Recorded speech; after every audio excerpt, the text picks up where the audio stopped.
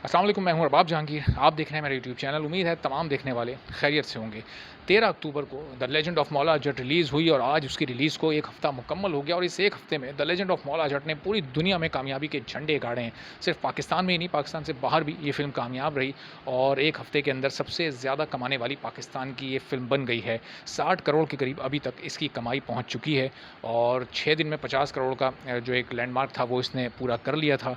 और इसके बाद जब ये फ़िल्म रिलीज़ हुई थी तो भारत से भी, बॉलीवुड से भी इस फ़िल्म की बड़ी तारीफ़ें हुईं, लेकिन जब उन्होंने देखा कि ये तो बिज़नेस पर बिज़नेस कर रही है और भारतीय फ़िल्मों को इंटरनेशनल मार्केट्स में टफ़ टाइम दे रही है, ना सिर्फ टफ़ टाइम दे रही है बल्कि बीट कर दिया बुरी तरह से। और किन फ़िल्मों को बीट किया, थोड़ा-सा मैं भी मवाज़ना करके भी आपको बताता हूँ। तो उसके बाद फिर अब नेगेटिव रिव्यूज़ इसके भारत की जानिब से दिए जाना शुरू हो चुके हैं, लेकिन हम हवा में बात नहीं करते, हम बगैर सबूत के बात नहीं करते, हम बात करते हैं फैक्ट्स के साथ। तो मैं बिल्कुल मौला जट की एक सिमिलर रिलीज़ जो बॉलीवुड में हुई, उससे इसका मवाज़ना करके और उसके फैक्ट्स और फिगर्स और इस फ़िल्म की सारी डिटेल्स आपके सामने रखता हूँ, तो आप खुद अंदाज़ा लगा लें कि पूरी दुनिया में क्वालिटी वाइज़ इस वक्त कौन-सी फ़िल्म को बेहतर माना जा रहा है। तो the legend of Maula Jatt का अगर हम मवाज़ना करें, हाल ही में रिलीज़ होने वाली जो 30 सितंबर को रिलीज़ हुई थी विक्रम वेधा, जिसमें अच्छा ये दोनों फ़िल्में सिमिलर किस सेंस में कि मौला जट भी 2 लीड्स एक्टर्स के साथ शूट हुई है। उसमें 2 लीड्स मेन रोल में यानी फवाद खान और हमज़ा अली अब्बासी, और जनाब विक्रम वेधा में भी सैफ अली खान और ऋतिक रोशन, ये 2 लीड्स। वरना आप बॉलीवुड में देखें आम तौर पर आपको 2 मेन लीड्स वाली फ़िल्में नज़र नहीं आती, यानी 2 बड़े हीरोज़ एक साथ काम करने पर एक तो राज़ी नहीं होते और फिर जो बड़े-बड़े फ़िल्म बनाने वाले प्रोड्यूसर्स हैं वो भी इनको नहीं लेते, क्योंकि फिर फ़िल्म की कॉस्ट इतनी बढ़ जाती है कि फ़िल्म को रिकवर करना मुश्किल हो जाता है। तो इसलिए सिंगल हीरो के साथ फ़िल्म का एक ट्रेंड बॉलीवुड में चल रहा है, जो कि चलता जा रहा है, और 2 हीरोज़ आपस में भी एक साथ काम करने में शायद इनसिक्योरिटी फ़ील करते हैं या फिर कैरेक्टर्स के इशू होते हैं कि किसको मेन कैरेक्टर मिले, तो फिर इसलिए नॉर्मली ये फार्मूला बॉलीवुड में आजकल पिछले कई साल से नहीं देखा जा रहा। तो जनाब अच्छा, हम इसका मवाज़ना कर सकते थे लाल सिंह चड्ढा के साथ भी, रक्षाबंधन के साथ भी, जो आमिर खान और अक्षय कुमार की फ़िल्म है शमशेरा, जो कि रणबीर कपूर की फ़िल्म है। तमाम एक्टर्स बॉलीवुड के ए लिस्ट एक्टर्स हैं, लेकिन चूँकि ये सिंगल लीड वाली फ़िल्में थीं तो इसलिए इनसे मवाज़ना नहीं कर रहे, और इसमें कुछ फ़िल्में तो 50 करोड़ का बिज़नेस भी नहीं कर सकी अपने लाइफ़ टाइम में, जबकि मौला जट इस वक्त 60 करोड़ के करीब पहुंच गई और अभी सिर्फ इसको 1 हफ्ता हुआ है। अभी आगे एक आने वाला वीकेंड इसको फिर बूस्ट दे सकता है और ये बहुत जल्द 100 करोड़ के करीब पहुंच जाएगी। तो जनाब विक्रम वेधा जिस फ़िल्म का हम इससे मवाज़ना कर रहे हैं, 2 लीड्स उसमें भी हैं, 2 लीड्स इसमें भी हैं। अब अगर आप फ़िल्म का जो बेसिक बजट है, जो टोटल बजट है, अगर उसको हम देखें, मौला जट का जो बजट है वो 40 से 42 करोड़ रुपए। 1-2 करोड़ का मार्जिन इसलिए दे देते हैं क्योंकि एक प्रोड्यूसर एक सेफ फिगर देता है, उसके आस-पास थोड़ा-सा फिगर ऊपर-नीचे होता ही है। तो जनाब वो 40 से 42 करोड़ उसका फिगर है, और जो विक्रम वेधा का बजट है वो है 1 अरब 75 करोड़। 175 करोड़, यानी आप सोचें कि मौला जट के जो बजट को अगर हम 4.5 से मल्टीप्लाई, यानी 4.5 गुना ज़्यादा बजट। और अभी तक इस फ़िल्म ने कितनी कमाई की है? 20 दिन इसको रिलीज़ हुए हो चुके हैं। इंडिया में इसकी टोटल कमाई है 73 करोड़, और इंटरनेशनल इसने जो कमाई है अभी तक की है वो है 42 करोड़, और ये कुल मिलाकर आप अगर इसको टोटल करें तो ये 125 करोड़ से भी कम बनता है। और 20 दिनों में, 20 दिन काफ़ी होते हैं किसी भी फ़िल्म की का फ़ैसला करने के लिए। कहाँ 175 करोड़ जो कि इसका बजट है, और ये अभी तक 20 दिन में 125 करोड़ ही कर पाई है, और ये अपने लाइफ टाइम में चूँकि अब ये जो फ़िल्म कमा रही है सिर्फ 37 लाख 38 लाख रुपए पर डे कमा रही है, तो ये ज़्यादा से ज़्यादा ये 130 करोड़ के अंदर-अंदर ये फ़िल्म ख़त्म हो जाएगी ओवरऑल इंटरनेशनली। तो 45 करोड़ का जो लॉस है वो ये फ़िल्म उठाएगी।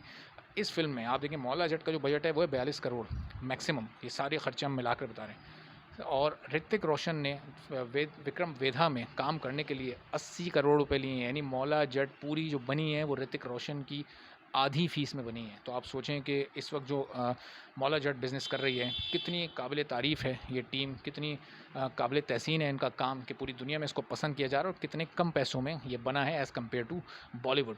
तो विक्रम वेधा और इसका the mall legend of Maula Jatt का अगर आप मवाजना करें तो विक्रम वेधा इस वक्त फ्लॉप हो चुकी है, बल्कि इसको आप डिज़ास्टर भी कह सकते हैं, चूँकि फ्लॉप तो फिल्म होती है जो कि बहुत माइनर से मार्जिन के साथ, जितनी उसकी कॉस्ट होती है उससे वो थोड़ा सा कम कमाए तो उसको फ्लॉप कहते हैं। और अगर इतना बड़ा मार्जिन हो, 45-50 करोड़ का नुकसान हो जाए प्रोड्यूसर और डिस्ट्रीब्यूटर को, तो फिर वो डिज़ास्टर होती है फ़िल्म, यानी वो बदतरीन फ़िल्म कहलाती है। इससे पहले भी इस साल अभी रिसेंट पास्ट में इंडिया में बॉलीवुड में बड़ी-बड़ी डिज़ास्टर हमने देखी हैं, जिसमें लाल सिंह चड्ढा, आमिर खान की फ़िल्म रक्षाबंधन, शमशेरा और इसके अलावा दीगर कई और फ़िल्में, एक लंबी लिस्ट है। जो फ़िल्म आ रही है फ्लॉप हो रही है, क्योंकि अब इंटरनेशनल मार्केट्स में फ़ॉर्मूला फ़िल्में आप नहीं चलवा सकते। इसके लिए अब आपको बड़ा बेहतर काम करने की ज़रूरत है और इस वक्त लेजेंड ऑफ मौला जट में इंटरनेशनल मार्केट में सबको पीछे छोड़ दिया है। ये यूएई में बॉक्स ऑफिस पर नंबर 1 है, यूरोप के सिनेमाज़ में छाई हुई है।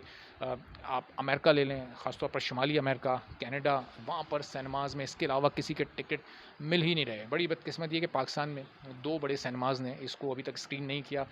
टिकट प्राइस का इशू था, उम्मीद करते हैं कि वो सॉर्ट आउट हो जाए तो यहाँ भी लगे, ताकि यहाँ के बाकी सिनेमाज़ में तो लगी हुई है, एट्रियम सिनेमा में लगी हुई है, जो कि इसका मेन एक तरह से आप कह लें कि पार्टनर भी है, तो उसमें ये लगी हुई है, वहाँ पर सब देख रहे हैं। लेकिन इंटरनेशनल मार्केट्स में ये रिकॉर्ड पर रिकॉर्ड बना रही है और बॉलीवुड की उन फ़िल्मों को पीछे छोड़ रही है जो कि इससे 5-5 गुना ज़्यादा बजट की फ़िल्में हैं। अच्छा, फिर ओवर इंडिया में भी अगर आप देखें तो इंडिया में की आबादी और पाकिस्तान की आबादी में कोई 6 से 7 गुना का फ़र्क है।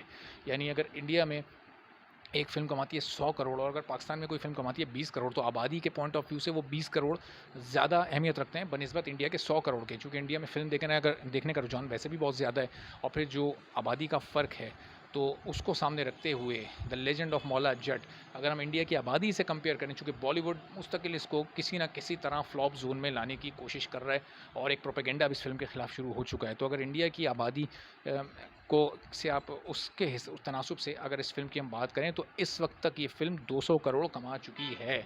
इंडिया के पर्सपेक्टिव से अगर इंडिया को हम सामने रखते हुए बात करें, तो अगर इंडियन फ़िल्म कोई इतने पेस से बिज़नेस कर रही हो तो वो 200 करोड़ क्रॉस कर चुकी होती। पाकिस्तान की आबादी बहुत कम है इंडिया के मुकाबले में, 5 से 6 गुना कम है, तो इसका बिज़नेस भी 5 से 6 गुना कम इसलिए है अभी फ़िलहाल, चूँकि एक तो पाकिस्तानी सिनेमा उस तरह से अभी तक रिवाइव नहीं हो सका। जिस तरह बॉलीवुड की फ़िल्में हर जुमे को 2-2 3-3 फ़िल्में रिलीज़ हो रही होती हैं और वहाँ लोगों को सिनेमा जाने की आदत है। पाकिस्तानियों को अब आहिस्ता-आहिस्ता अच्छा काम मिलना शुरू हुआ है, वो अच्छा काम देखने अब आहिस्ता-आहिस्ता सिनेमा का रुख कर रहे हैं। कुछ अच्छी फ़िल्में बनी हैं और मौला जट उनमें एक बड़ी अच्छी फ़िल्म है। तो अब आहिस्ता-आहिस्ता ये ऊपर की तरफ पाकिस्तानी सिनेमा जाएगा और ये फ़िल्म कुछ नए बेंचमार्क सेट करेगी और आने वालों के लिए फिर एक हेल्दी कंपटीशन होगा कि किस तरह से वो इन बेंचमार्क्स को मीट करते हैं। तो जनाब, ये the legend of Maula Jatt Bollywood की बड़ी-बड़ी फ़िल्मों को बीट कर चुकी है। इस साल बॉलीवुड की जितनी ए क्लास और बड़े बजट की फ़िल्म्स थीं, उनमें से कोई भी फ़िल्म मौला जट के आस-पास भी कहीं नज़र नहीं आती और अपनी लाइफ़ टाइम में जब ये 100 करोड़ क्रॉस कर जाएगी, तो वो आप सोचें कि इंडिया के तनासुब से और इंडिया के हिसाब से वो फ़िगर होगा कोई 500-600 करोड़ का, जो कि कोई इंडियन फ़िल्म आज तक टच नहीं कर सकी है।